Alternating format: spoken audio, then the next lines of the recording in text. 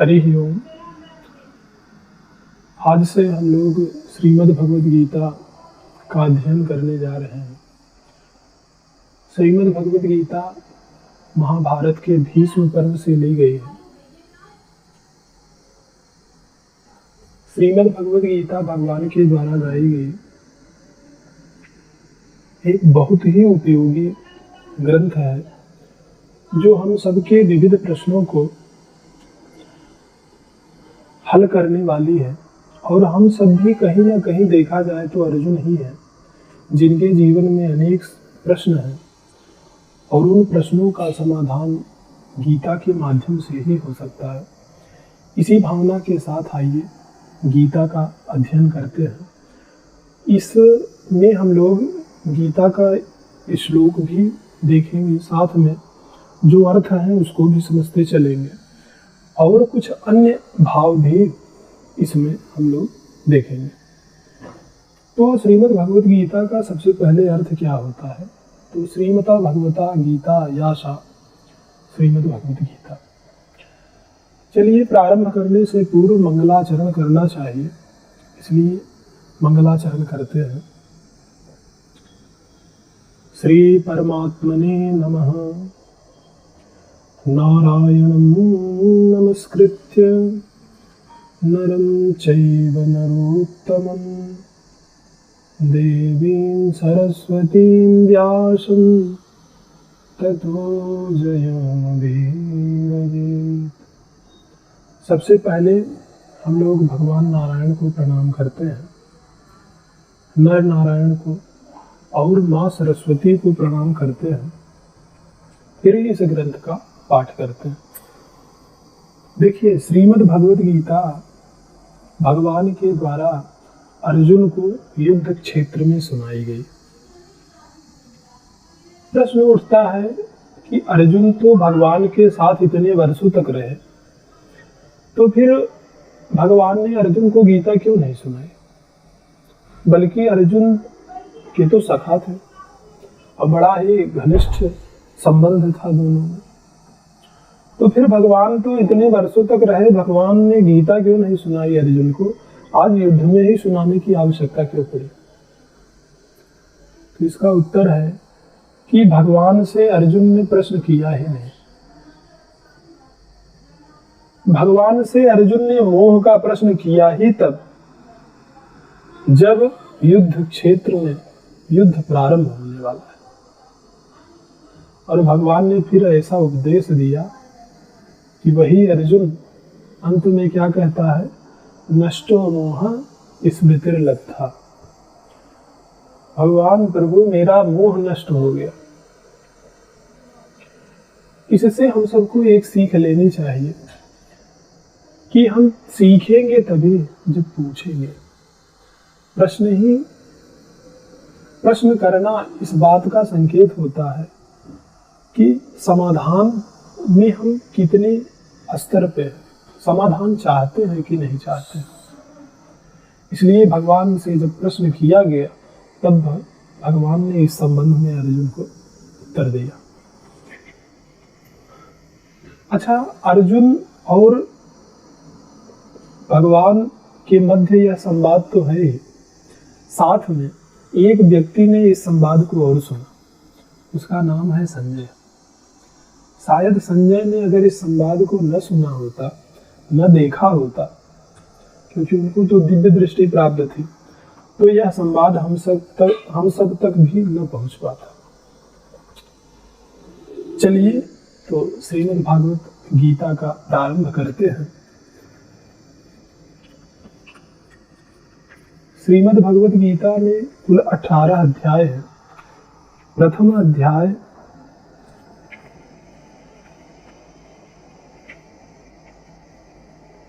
से हम लोग शुरू करेंगे और क्रमशः इस श्लोक का पठन और अर्थ समझते जाएंगे। चलिए, प्रथम अध्याय का नाम है अर्जुन विषाद योग। अर्जुन विषाद योग नाम प्रथमोध्याय। अब प्रथम अध्याय में धृतराष्ट्र कहता है, धृतराष्ट्र उवाच, क्या कहते हैं? धर्म क्षेत्रे कुरुक्षेत्रे समवेतायुत्सवः मामकाः पांडवाश्चैव किम कुर्वत संजय। संजय संबोधन है और युधिष्ठिर धृतराष्ट्र कहते हैं कि किम अकुर्वत, हे संजय क्या किया, किसने क्या किया। मामकाः पांडवाश्चैव, मेरे और पांडु पुत्रों ने युद्ध क्षेत्र में युद्ध क्षेत्र जो कुरुक्षेत्र है उसमें उन्होंने क्या किया। युद्ध की इच्छा रखने वाले पांडवों और कौरवों ने क्या किया। युत्सव मतलब युद्ध की इच्छा रखने वाले। मामका मतलब मेरे, अपांडवा मतलब पांडव पुत्रों ने। अच्छा, यहाँ पर बड़ा अच्छा संकेत है। अभी प्रथम श्लोक ही गीता का शुरू हुआ और यहाँ पर कुरुक्षेत्र का जो विशेषण दिया है वह दिया है धर्म क्षेत्र, अर्थात यह कुरुक्षेत्र जो है यह धर्म क्षेत्र है। अच्छा, हम आपसे प्रश्न पूछें कि अगर धर्म क्षेत्र है तो इसका मतलब यहाँ पर धर्म होगा, धर्म की विजय होगी। अगर धर्म की विजय होगी तो यह सोचिए कि कौरवों पांडवों में से किसके पक्ष में धर्म है, तो निश्चित रूप से उत्तर होगा कि धर्म तो पांडवों के पक्ष में है, वरन भगवान भी पांडवों के ही तरफ से है। तो यत्र पार्थो धनुर्धर, तो जहां भगवान है धर्म तो उधर ही होगा। तो अगर धर्म पांडवों की तरफ है और धर्म क्षेत्र में युद्ध हो रहा है तो विजय श्री किसको प्राप्त होनी चाहिए, पांडवों को। तो गीता का या महाभारत के युद्ध का निर्णय तो यही हो गया कि धर्म क्षेत्र में अगर युद्ध हो रहा है और धर्म पांडवों के पक्ष में है तो विजय श्री पांडवों को ही प्राप्त होगी। इस प्रकार से धृतराष्ट्र ने संजय से पूछा कि हे संजय, तुम अपनी दिव्य दृष्टि से देख करके बताओ कि मेरे और पांडु पुत्र जो युद्ध की इच्छा रखते हैं उन्होंने धर्म क्षेत्र कुरुक्षेत्र में क्या किया। संजय को चूंकि धृतराष्ट्र अंधे हैं इसलिए वो संजय की दृष्टि से देखते। संजय हम सबके लिए संकेत है कि हम सबके भी जीवन में अगर ऐसी परिस्थिति निर्मित हो जाए कि हमारी आंखें देखने में सक्षम न हो, बाहरी परिदृश्य तो सभी देख लेते हैं पर हमारी बुद्धि अगर सत असत विवेचनी न हो, किंग कर्तव्य विमूढ़ हो, ऐसी स्थिति में हम सबके पास भी एक संजय होना ही चाहिए जो हम सबको भी सही बता सके, दिखा सके। चलिए, संजय ने अब कहा क्या। संजय ने कहा, संजय उवाच दृष्ट्वा तु पांडवानीकं व्यूढं दुर्योधनस्तदा आचार्योपसंगम्य राजा वचन ब्रवीत।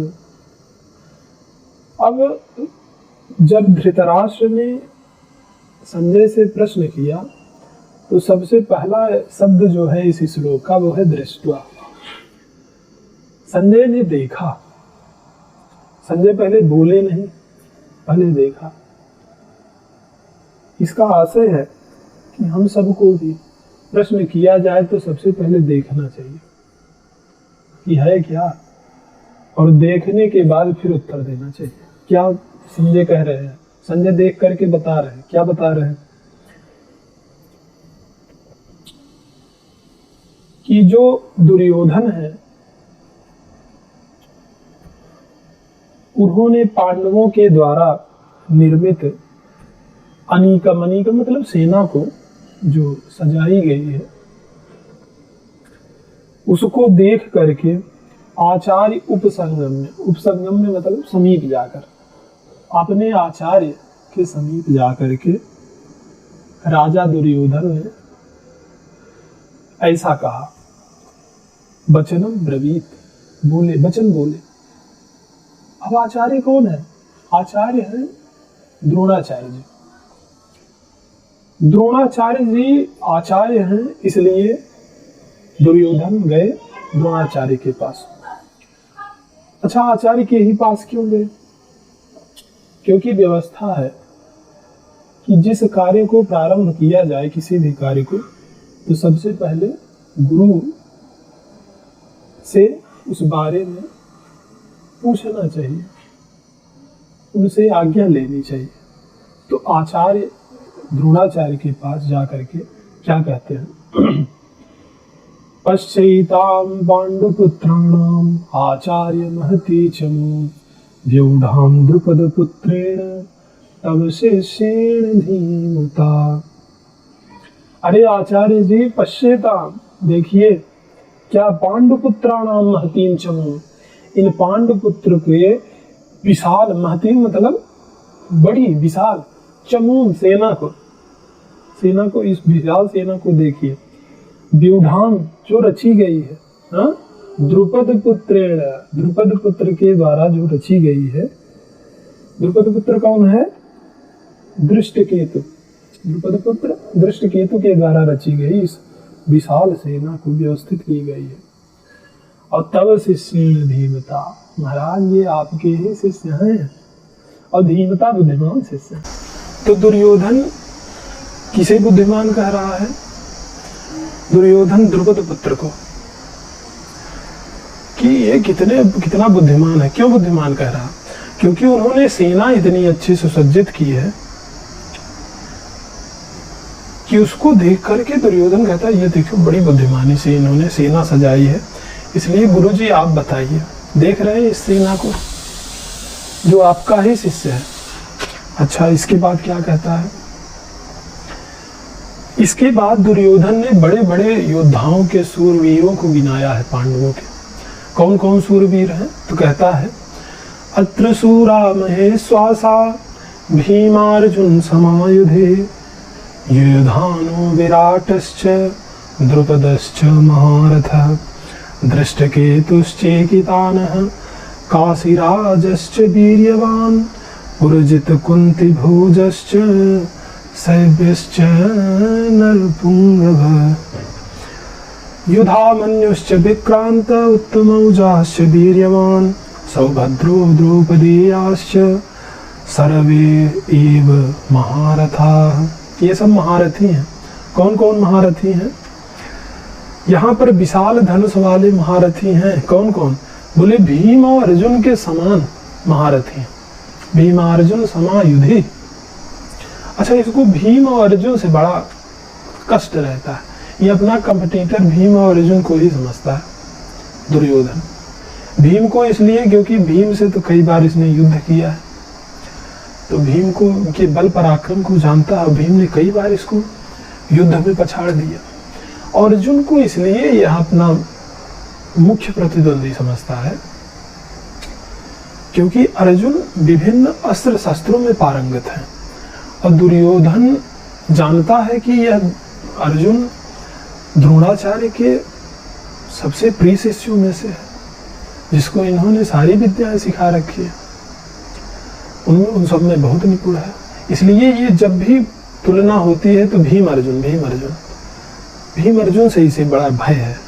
इसलिए यहाँ पर भी जब तुलना कर रहा है, महारथियों को गिना रहा है, तो तुलना किसके साथ? भीम अर्जुन के साथ कर रहा है। कौन कौन है?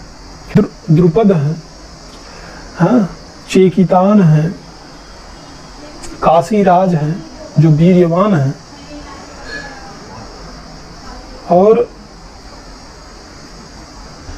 पुरजित हैं, कुंतीभोज हैं, शैव्य हैं जो नरपुंगव हैं। नरपुंगव मतलब नरों में जो श्रेष्ठ है। युधामन्यु हैं, हाँ, जो विक्रांत हैं, बलवान, सबके विशेषण भी दिए हैं। उत्तमौजा हैं जो वीर्यवान, उत्तमौजा से वीर्यवान। सौभद्रो, सुभद्रा के पुत्र कौन? अभिमन्यु। और द्रौपदी आश्च, द्रौपदी के पुत्र। सर्वेव महारथा, ये सब क्या है? महारथी हैं। सारे महारथियों को गिना दिया। इसकी अगर आप संख्या गिनेंगे तो 20-22 संख्या हो जाएगी, इतने लोगों को गिनाया। और इसके बाद कहता है कि महाराज द्रोणाचार्य जी, आचार्य जी, ये तो रहे पांडवों के, अब कौरवों के बारे में भी सुनाते हैं, सुनिए। अस्माकं तु विशिष्टाये तानि बोध द्विजोत्तमा नायका मम सैन्यश्च संज्ञार्थं तान् ब्रवीमि ते। हे आचार्य जी, हम आपकी संज्ञार्थ के लिए, जानकारी के लिए बता रहे हैं। किसको बता रहे हैं? तो नायका मम सैन्यश्च, मेरे सेना में कौन कौन से नायक हैं। हे द्विजोत्तम, यहाँ पर द्रोणाचार्य के लिए संबोधन क्या दिया? द्विजोत्तम, द्विजों में जो उत्तम है। अब कहते हैं कि कौन कौन से हैं कौरवों में, हमारी सेना में बलवान। तो भवान भीष्मश्च कर्णश्च कृपश्च समितिञ्जयः अश्वत्थामा विकर्णश्च सौमदत्तेस्तथैव च। कहते भगवान पहले नंबर पे दापई हैं, और भीष्मश्च, भीष्म जी हैं, कृपाचार्य जी हैं। और कृपाचार्य कैसे हैं? तो विशेषण दिया समितिञ्जयः, जो युद्ध को जीत लेने वाले हैं। किसी भी प्रकार का युद्ध हो, उस युद्ध को जीत लेने वाले हैं, ऐसे समितिञ्जय हैं कृपाचार्य जी। अश्वत्थामा है और विकर्ण है और सोमदत्त, सोमदत्त का पुत्र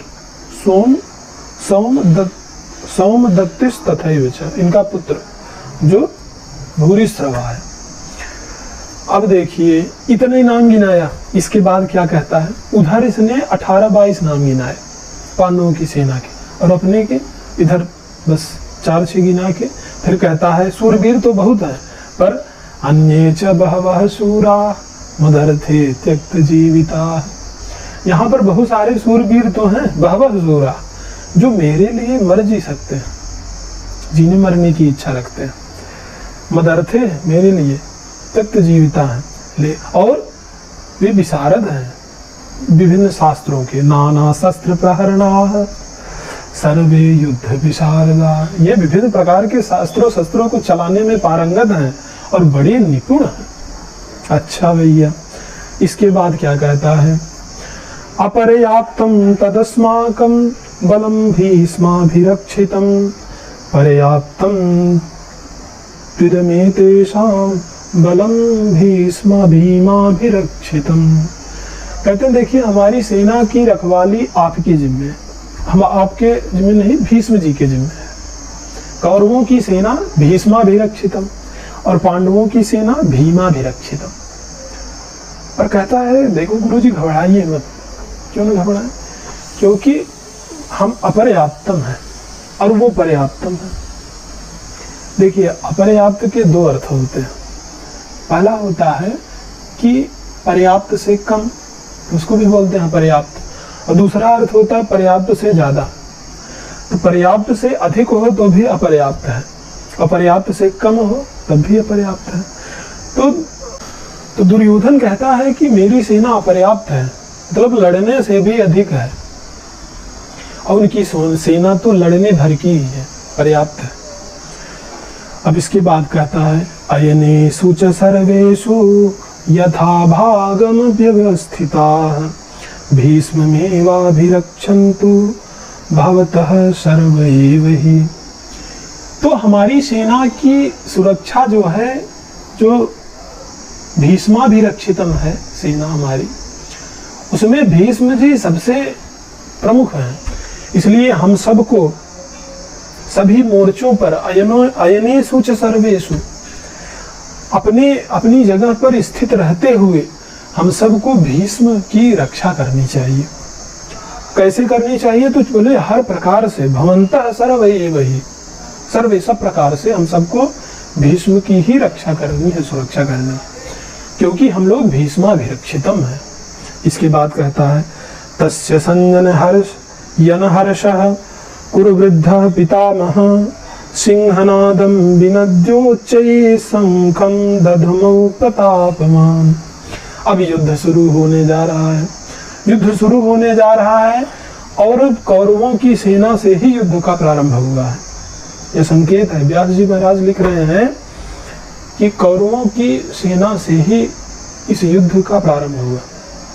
किसने प्रारंभ किया है? तो भीष्माभिरक्षितम है, इसलिए इस युद्ध को प्रारंभ किया शंख बजाकर भीष्म ने। और जब भीष्म ने शंख बजाया तो उसकी ध्वनि कैसी थी? सिंहनादम, सिंह जैसे चिघाड़ करता है, सिंह जैसे दहाड़ता है, सेम वैसे ही। बिनद उच्च, इतना उच्च स्वर में बजा शंख कि सिंहनाद किया। ऐसे प्रतापी प्रतापवान भीष्म पितामह ने जब सिंह कुरु वृद्धम, अच्छा यहाँ पर बड़ा अच्छा संकेत दिया, कौरवों में जो वयोवृद्ध हैं ऐसे भीष्म ने सिंह बजाया, शंख बजाया। और इस शंख से बड़ा हर्षित हुआ कौन? दुर्योधन। तस्य संजनयन हर्षः, बड़ा हर्ष हुआ इसे। इसके बाद कहता है संजय कहते हैं कि अब कौरवों की तरफ से शंख बज गया, तो अब भीष्म पितामह के शंख बजने के बाद क्या होता है? ततः शंखाश्च भैर्यश्च पणवानक गोमुखाः सहसैवाभ्यहयन्यन्तः नन्त सशब्दस्तुमुलो भवत्। इसके बाद भेरी बजी, पड़वानक बजा, गोमुख बजा, और यह सहसैवाभ्यनहन्यन्त, सब और जो महारथी थे उन सब के सहसा अचानक से बजाए जाने से सशब्दस्तुमुलो भवत्, यह जो शब्द हुआ यह बड़ा विशालकाय हुआ, बड़ा भीषण शब्द घोष हुआ।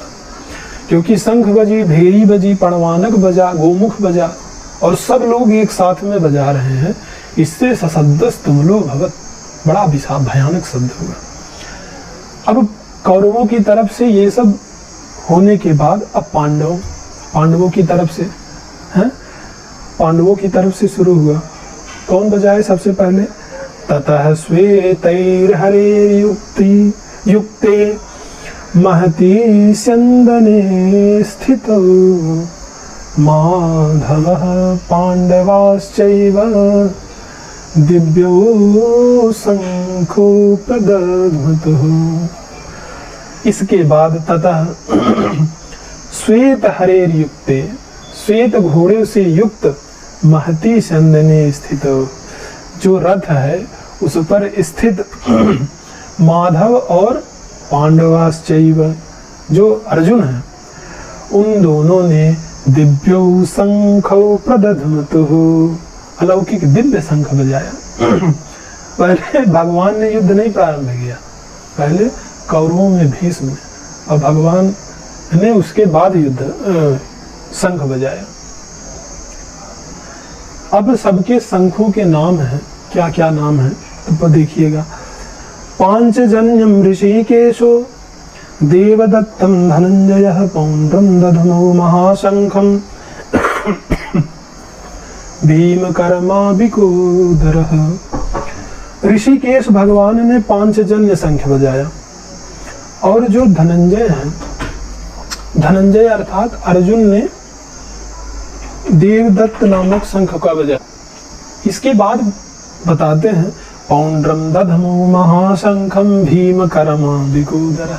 इसके बाद जो ब्रिकोदर है, ब्रिकोदर मतलब भीम, भीमकर्मा है, इनका विशेषण दिया, ये बड़े बड़े कामों को करने वाले हैं।